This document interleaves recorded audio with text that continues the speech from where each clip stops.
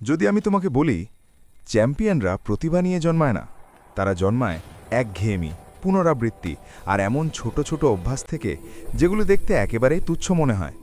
এটি একটি ছেলের গল্প যে পরিশ্রমকে ঘৃণা করত, আর সেই নীরব অভ্যাসগুলোর যেগুলো তাকে ধীরে ধীরে এক চ্যাম্পিয়নে পরিণত করেছিল। আরিনের বয়স ছিল 17। সে বোকা ছিল না, সে দুর্বলও ছিল না। সে শুধু পরে করব নামের এক জীবনে বাস করত। প্রতিটি সকাল শুরু হতো একইভাবে, একটি অ্যালার্ম বন্ধ করা আর একটি প্রতিশ্রুতি পিছিয়ে দেওয়া।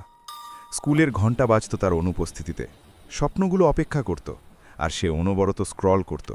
নিজেকে বোঝাতো কাল সব কিছু বদলে যাবে। একদিন সে একটি স্থানীয় ট্রেনিং গ্রাউন্ডে পা রাখল। অন্যরা উদ্দেশ্য নিয়ে এগোচ্ছিল, আরিন তাল মেলাতে চেষ্টা করল এবং ব্যর্থ হল। তার ফুসফুস জ্বলছিল, পা দুটো আর চলছিল না। যেখানে আত্মবিশ্বাস থাকার কথা সেখানে প্রতিধ্বনিত হচ্ছিল হাসি। কোচ তার দিকে তাকিয়ে বললেন, প্রতিভা দেখা দেয় একদিন, শৃঙ্খলা দেখা দেয় প্রতিদিন। এই কথাগুলো আরিনকে বাড়ি পর্যন্ত অনুসরণ করল। রাতের অন্ধকারে সেগুলো প্রতিধ্বনিত হতে থাকল যখন পুরো পৃথিবী ঘুমিয়েছিল। সেই রাতে সে মহান কিছু হওয়ার প্রতিশ্রুতি দেয়নি, সে প্রতিশ্রুতি দিয়েছিল আরও ছোট কিছু, একটি অভ্যাস। পরে সকালেই অ্যালার্ম বাজল। আরিন বসে পড়ল, এক মুহূর্ত দ্বিধা করল, তারপর দাঁড়ালো। একটি পুশ আপ, হাত কাঁপছে, নিয়ন্ত্রণ প্রায় নেই। পরের দিন আবার করল, তারপর আবার। কোনো মোটিভেশন নয়, কোনো অনুপ্রেরণা নয়, শুধু পুনরাবৃত্তি। দিন গড়িয়ে সপ্তাহ হলো। দুর্বলতা পরিণত হলো চেষ্টায়, চেষ্টা পরিণত হলো ছন্দে।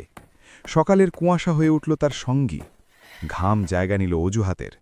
জাঙ্ক ফুড বদলে এলো শক্তি যোগানো খাবার। বিভ্রান্তিগুলো ধীরে ধীরে নিয়ন্ত্রণ হারালো। কেউ হাততালি দেয়নি, কেউ খেয়ালও করেনি, কিন্তু কিছু একটা বদলাচ্ছিল। শৃঙ্খলা তার জীবন এক রাতে বদলায়নি, এটা বদলেছিল সে নিজেকে যেভাবে দেখত।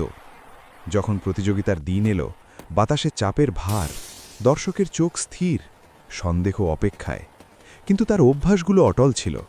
যখন সেই মুহূর্ত শক্তি দাবি করল, তার অভ্যাসই উত্তর দিল। সে জিতেছিল কারণ সে বিশেষ ছিল, সে জিতেছিল কারণ সে প্রস্তুত ছিল। পরের সকালে আবার অ্যালার্ম বাজল। এবার সে লড়াই করেনি, সে উঠে দাঁড়াল।